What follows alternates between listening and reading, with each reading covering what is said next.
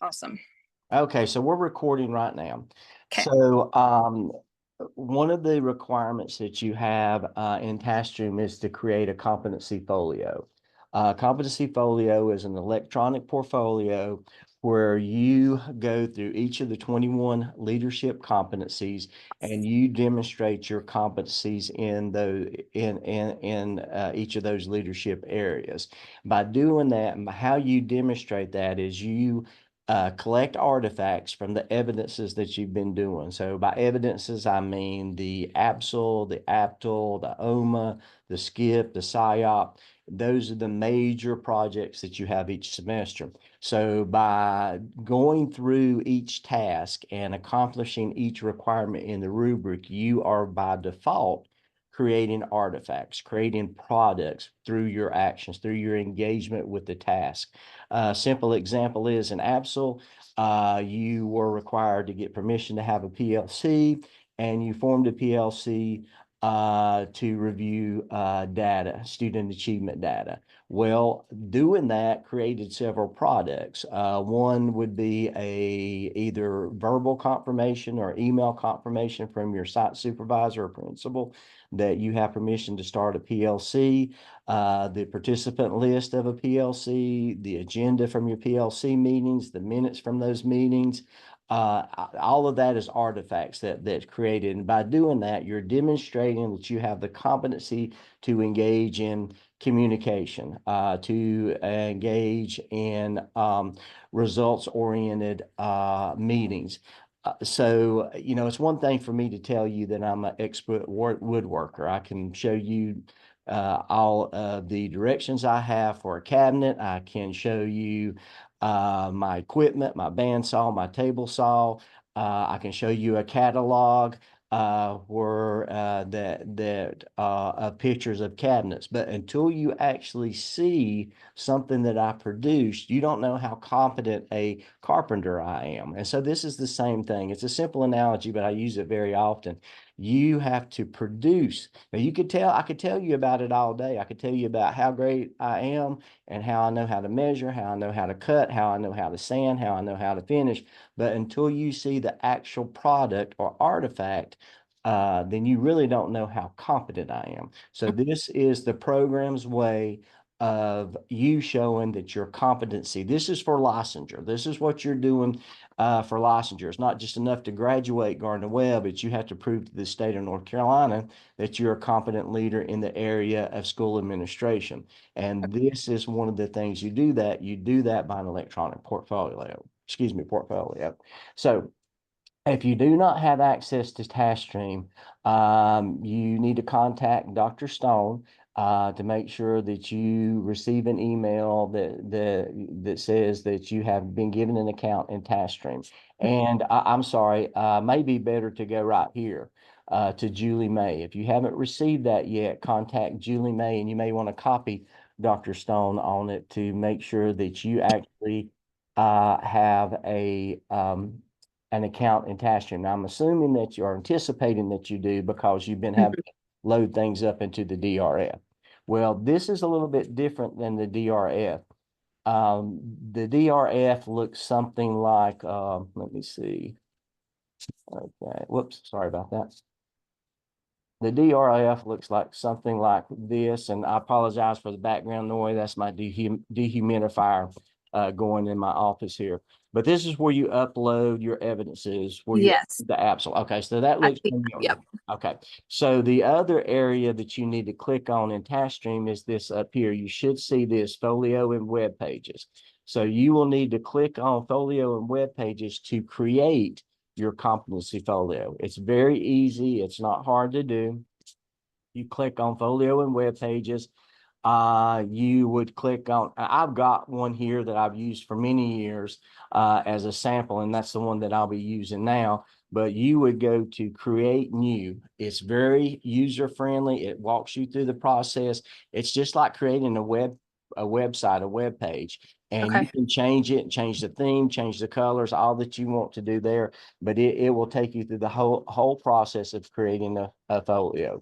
So Okay. once you create your competency folio, it will look something like this. So you will notice, first thing you'll notice, it'll be whatever you entitled it to be. It will be kind of blank here, but you will notice the 21 competencies: communication, all the way down to visionary. And then we have these two areas here that I'll get to. That's digital learning competency and internship law. We won't worry about that right now. I'll get to that. So these are each of the 21 competencies. So for each of these competencies, you are going to have to upload 3 artifacts. And there's even a guideline on where you will find these artifacts and what you need to pull up. And so by doing these artifacts, you're going to demonstrate that your competency in communication, change management, conflict management, so on and so forth. For example, if you upload a screenshot of you reaching out to your PLC team to prepare for the meeting, well, that shows that you're competent in communication and preparation for a meeting. Now, if you upload a video of you um, uh, hosting a Zoom session where you're going through a data analysis, well, that shows that you can effectively communicate and facilitate with the team when you're doing data analysis. So you will do that for each of these competencies. So for each competency, you are required to upload 3 artifacts.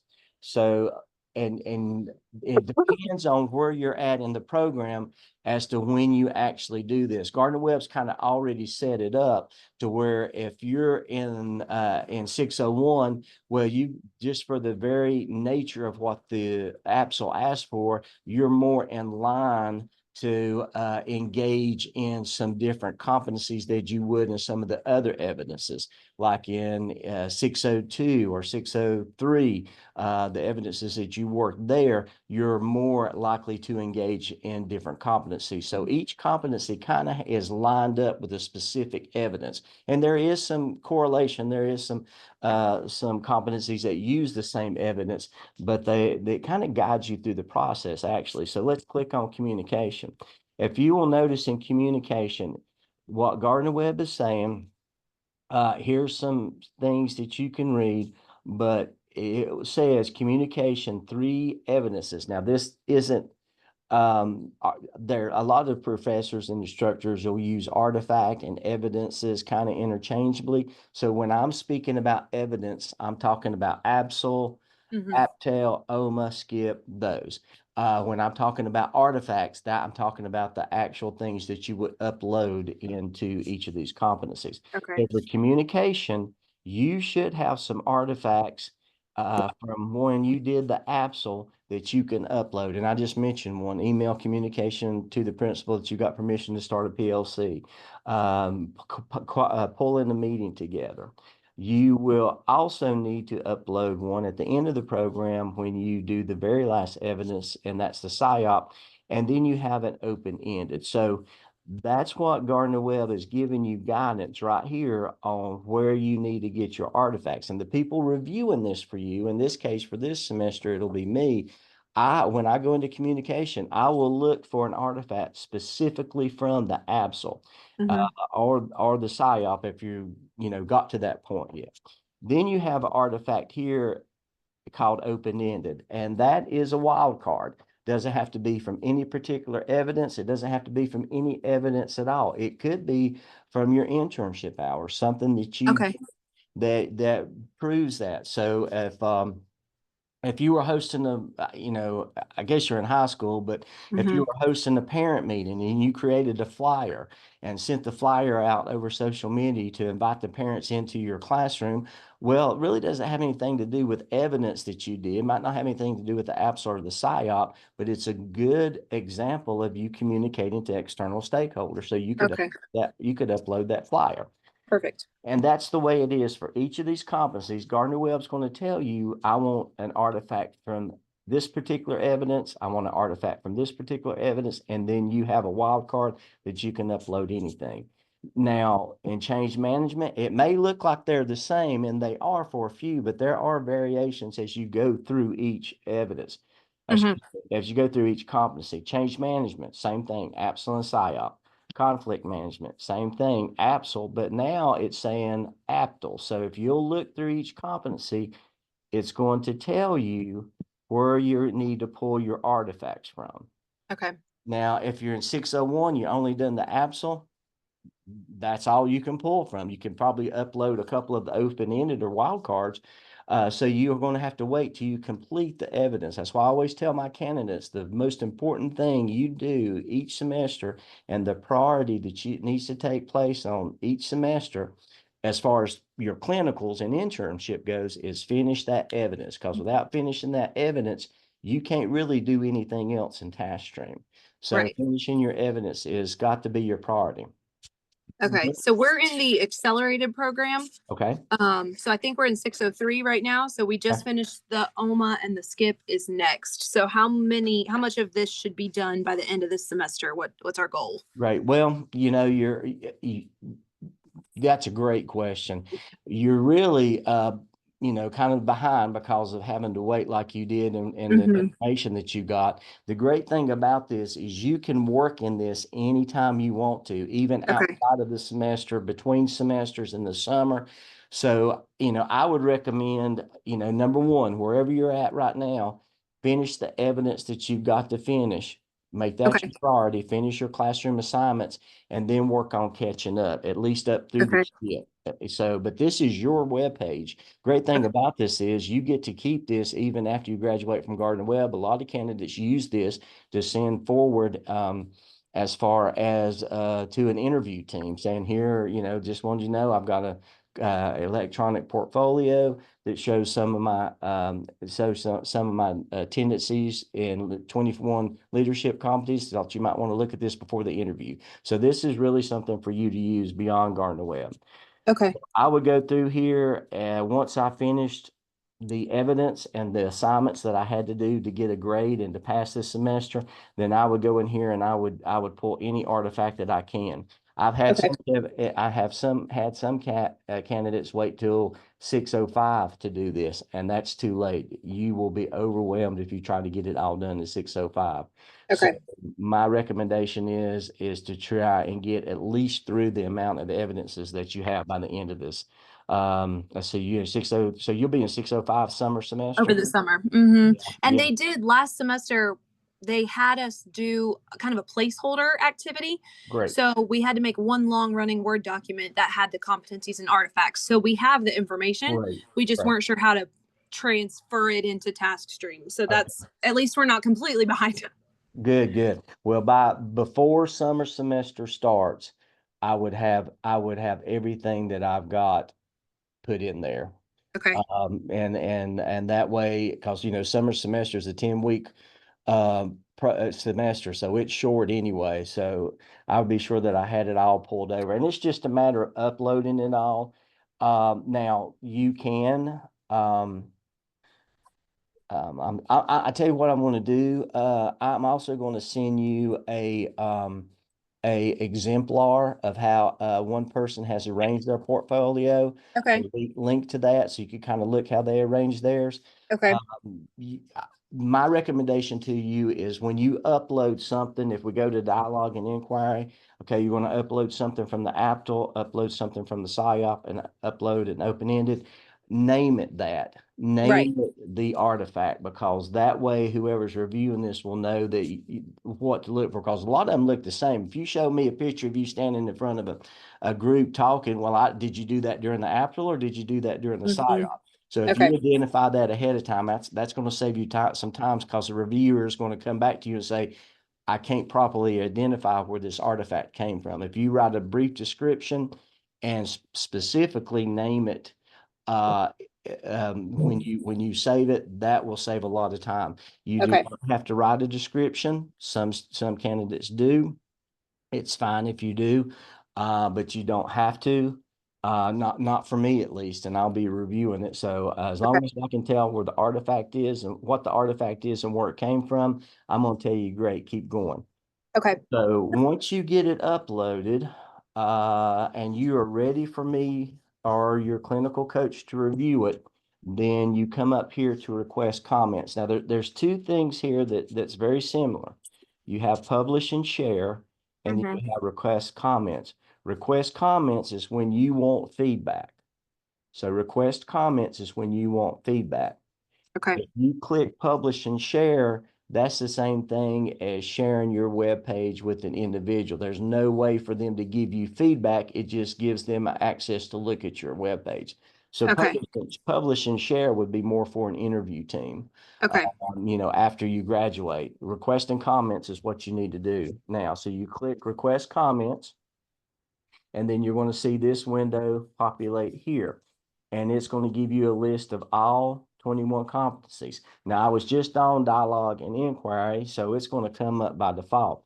I may Okay. have uploaded, if I'm doing the APSL, I may have uploaded artifacts in communication, change management, I think conflict management. I think there's Hmm. 9 of them. Yeah. Anyway, you click on the ones that you want me to review. If you don't click on request Okay. comments and you don't click on these, I won't have access to them. And that's the Okay. only way I can review them is you give me access. Okay. Once you click on the ones you want me to review, you click continue, and then you find my name, click on my name, and click continue. I'm not going to do this because if I do, I'm going to send myself a notification to Yeah. request comments, but you Okay. just follow that. It's very user friendly. Follow that. If you've got, I have in 605 at the very end, I tell my candidates to just go ahead and request comments on all areas because I'm Okay. going to look at all the areas. But for now, just request comments on the competencies that you want me to look at. Okay.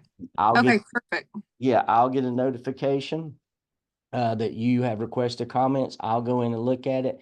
And then in the comment section, I'll tell you, hey, this is great to go, or I need some more of this, or I've got a question about this, and we'll get it. And that's basically it. That's Okay. basically all there is to completing the competency folio. Okay. Now, you're going to see a area here called digital learning competencies.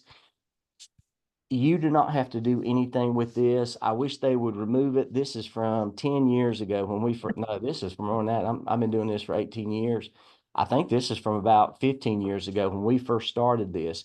You had to show evidence of digital learning competencies, and you don't have to do that now because just by default, if you satisfy the rubric of each task, you're going to meet the digital learning competency requirement. So you do not have Okay. to do anything with this at all. Okay. I think they just leave this in here for accreditation to show that we are aware of digital learning competencies and we hold our students to that standard, but you don't have to do anything with that. Okay. Internship log is for you to upload your internship log. And keep in mind, this is outdated. I think this is the sample that I made from 2019. So it's going to be a little outdated, but you upload each of your semester's internship log. So for 601, I will need to see that internship log, the signed copy of it, the signed PDF copy of it. For 603, I'll need to see that just to make sure that you're on track to get your internship hours. So that will need Okay. to be put in there as well and request comments. Okay. Should we go ahead and retroactively put in the one from last semester and go ahead and get that Yeah, done? Okay. yes, in the position that your cohort is in right now, I'd like to take a look at them just to Okay. be sure that everybody's on pace and everybody's good to go. We'd rather catch something now and Right. get it corrected than worry about it in the summertime. Yes. Okay. Awesome. All right. I will, once I get it started, I'll put the login first. And then once I get one in there, I might go ahead and request comments on that one and make sure I'm on the right track with everything. Yeah, that is a great suggestion for you and Okay. everybody watching the recording. If you want me just to take a look at one, just to see if you're on track, no problem at all. And if Okay. you want to send, and if my name is not showing for you to request comments, when you click to the point where it shows the instructor's name, if my name is not on there, you don't have any option to click my name, send me an email and I'll get that corrected for you. Okay. Perfect. Thank you so much for your help. We really appreciate it. Hey, you guys are welcome. You can always reach out to me and email me if you need anything. I'm going to, well, let me go ahead and record. What I'm going to do is I'm going to change this over to convert this to a YouTube. I'll send you a YouTube link and I'll send you a copy of the exemplar Okay. portfolio for you to look at. Okay? Excellent. Thank you. I appreciate it. And so You're does very everyone welcome. else. Good luck and let me know if you need any help. Thanks. Awesome. Thank you. Yes, ma'am. Bye-bye.